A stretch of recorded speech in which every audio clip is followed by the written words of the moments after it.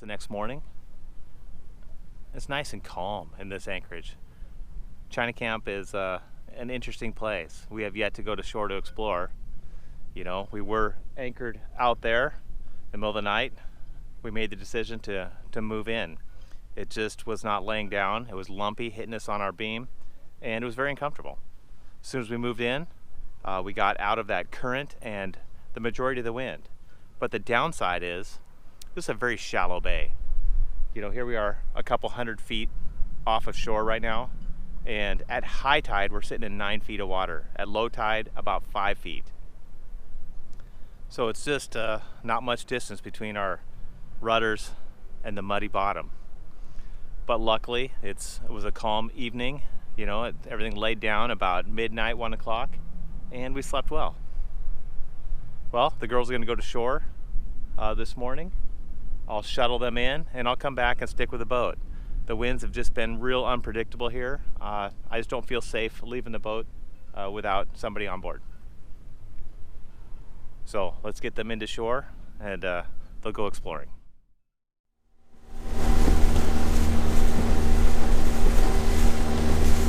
Okay, you girls have fun. Give me 2 hours.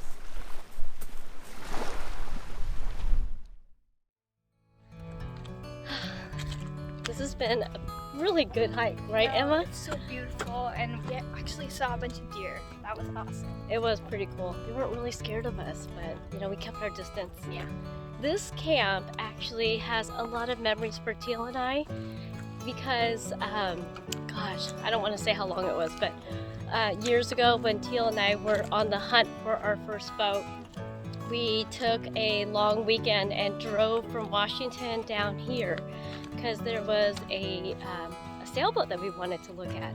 But it happened to be a holiday weekend, so there was absolutely zero hotel rooms available for us, and plus we were young and we were pretty broke, so we were driving around kind of figuring out where we're gonna stay for the night because we couldn't see the boat until the next day. And we happened upon this campsite, and the whole place was packed. So the guy ended up taking pity on us and told us that we can sneak in for the night. I think it was like $10. And yeah, so we camped here, and then the next day we found our first boat. So awesome place. Yeah. Brings back a lot of great memories.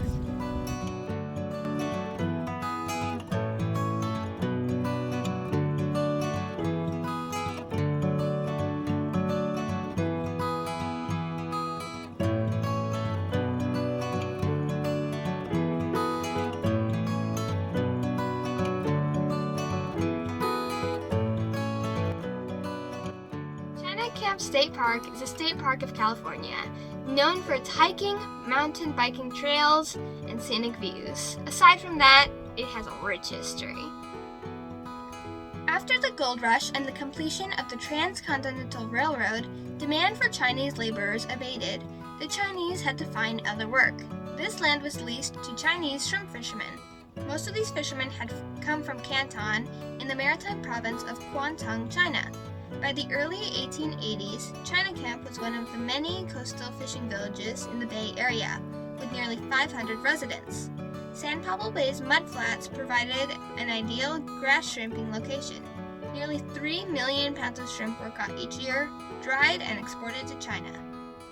Despite its successes, China Camp's population began to decline after the Chinese Exclusion Act of 1882, which forbade new Chinese laborers to come to the U.S. We just spent our last night at anchor here at China Camp. It was our third night here. We wanted to stay here a few days so we could explore, but this Anchorage, it's beautiful. Beautiful views. Girls had a great time on their walk. But the current versus the wind. As the tides come in, the current goes one direction, then they turn and reverse and go the other direction, and the winds do that same thing every morning. The winds will come out of the southwest, and then in the evenings, out of the northwest. So you're doing this dance at anchor all night long, and it's just an uncomfortable feeling. And the wind's picked up a few times, and we got some heavy fetch in here.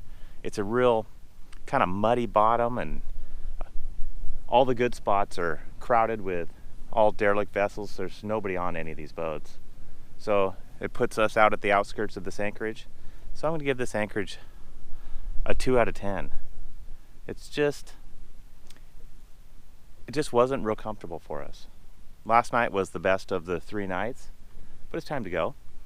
Wind's supposed to pick up here in the bay tonight, and I don't want to be here and have another one of those events where we have 2-foot fetch hitting us on our beam for 5 hours.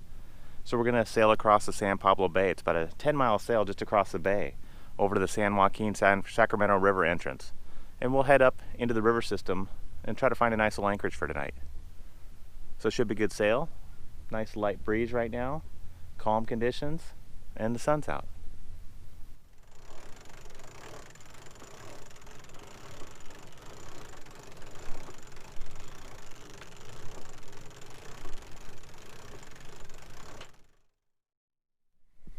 So peaceful when we get to sail off the anchor. So there's not much wind right now, but it's still pretty cool. It is. You got it under control? Under control. Yeah, I'm hanging on. All right, because I think I'm going to go make breakfast for everybody. Oh, sounds wonderful. Hang on tight. I am. Seas are picking up here. Yeah. Got the 1-inch waves right now. Well, my morning just got a little better. I could smell. What do I smell in there? Bacon!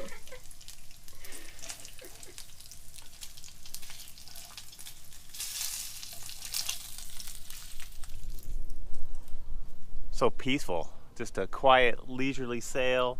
Lynn's in cooking breakfast. And we're just still drifting along. No complaints. It's a beautiful day. Wind's picking up a little bit, and the current's slowing down a little bit, so we're still holding pretty steady. No rush. We can see the bridge already.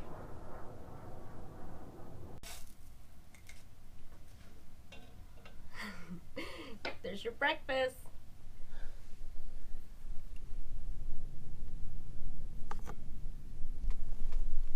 Thank you. You're welcome. Well, we're making way slowly, just drifting across San Pablo Bay. It's 10 miles across. It's weird to think, though, that the majority of this bay is 10 feet or less at low tide. It's a very shallow bay. We're sticking close to the channel just to get a little depth, but you got to be careful. There's a lot of big ships coming in and out all day long here. Believe it or not, these ships, they head all the way up to Stockton from here, up the San Joaquin River. It's amazing. Anyway, luckily we're running with the tide. There's just barely a breeze, just enough to keep our sails full and keep our heading true. We're still making 3 knots. We're in no hurry. It's early morning when there is no wind, but we're enjoying it. It's just peaceful.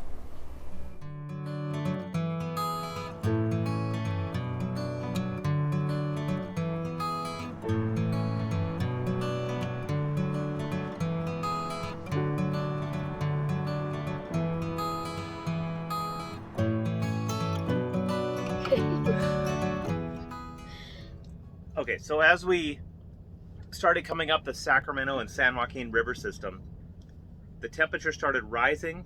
We were in the 70s out on San Pablo Bay, up into the upper 90s in here.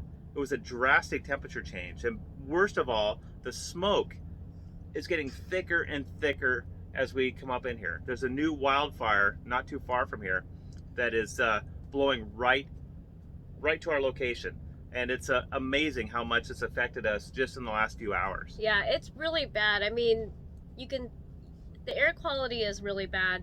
You can see the haze, the smoke, and we're actually seeing it come down on our decks. So it's time to, yeah. You know, we've dropped the hook here in Benicia. We're gonna lock up the boat, try to get inside, and keep the smoke out of the cabin. But it's awful warm out, so it'll be difficult. We have a lot of ash already raining down on us, so it'll be nice. We're gonna try to get into a marina for the next day or two because We need to wash this off. It's not good for your paint. not good for the paint. And we've been discussing as a family what we want to do over the next couple of months with this current world environment and the pandemic, the wildfires, everything it's just We've had an awesome 2020. it has been. You know what though, we'll remember this forever. I know. But it's time for us to figure out, do we travel south? Do we go up in the Delta? Do we kind of hang tight and get our projects done? I mean, this is actually a great opportunity for us to tackle some of the big projects that we were holding off and trying to travel at the same time. With basically the world kind of slowing down with travel restrictions, I think that this is perfect for us. And I think so as well. And so what we're going to do is concentrate on getting this boat dialed in, build the hardtop, do some of the other big projects that we need to do to make this boat comfortable for world travel. And hopefully things simmer down in the next few months and we could get on with our journey. But for now, I think I don't smell smoke. I smell a hardtop in my future. I still smell smoke, but And maybe a washdown. oh, the list is endless, and we'll go over that. But right now, let's get into a marina. There's a lot of logistics for us to handle. Yeah. Lynn's going to be on the phone trying to find supplies and marinas and where are we going to go. Yeah. Over the next few days, we're going to figure all this out, and if it's possible, I think it needs to happen. I think it will happen. We just have to work hard and get it done. Yep. Okay.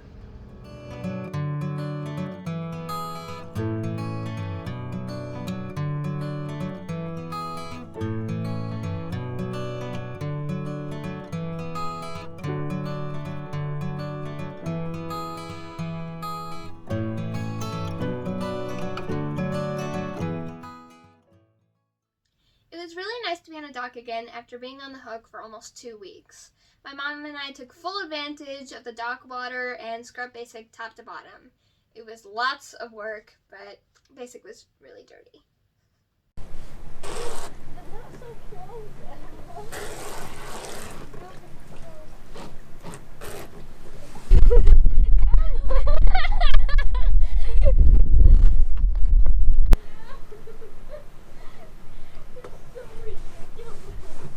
We also took Compass on lots of walks for some exercise, and he was really happy after that. Drop ahead. Go away. The best part of being in the Delta is that the water is so much warmer, so I'm taking full advantage of that. Classic Emma Govan cannonball.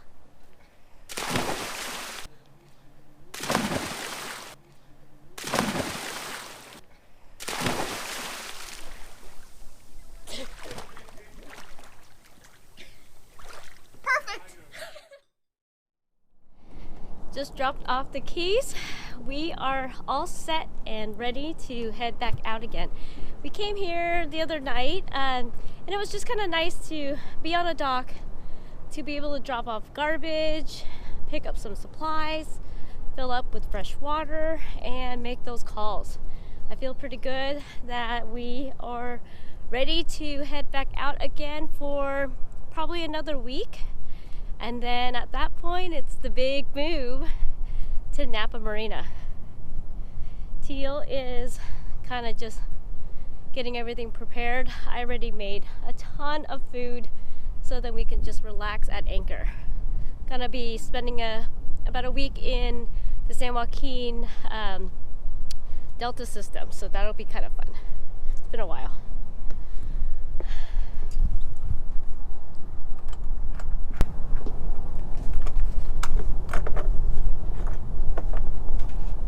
We all set and ready to go? About 10 minutes we will. I'm kind of excited. I know, this will be good. It's been a while since we've been in the San Joaquin Delta system. I know. I'm thinking of exploring Grizzly Bay today. I want you guys to do some fishing. Oh, for sure.